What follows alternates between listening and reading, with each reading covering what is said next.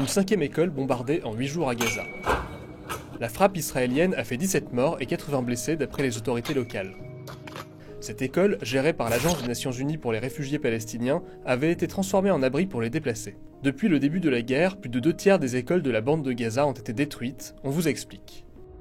Avant la guerre, les écoles gazaouis accueillaient 458 412 élèves. Transformées en abris, elles sont régulièrement la cible de frappes israéliennes, plus de 300 ont été visées et touchées depuis le 7 octobre. Parmi elles, l'école Al-Aouda d'Abassan a été bombardée le 9 juillet. Sur ces images récupérées par la chaîne Al Jazeera, on voit des enfants jouer au foot, puis le chaos.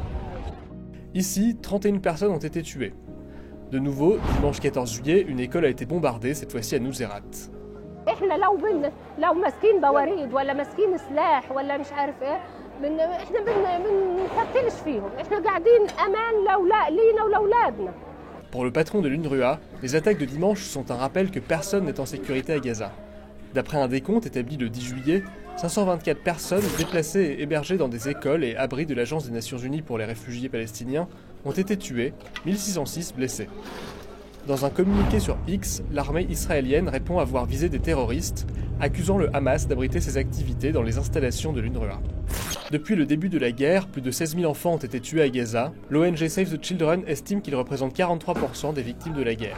À l'international, ces frappes sur des écoles ont fait réagir. La France et l'Allemagne ont appelé à l'ouverture d'une enquête. Le président brésilien a appelé le monde à ne pas rester silencieux face à un massacre sans fin.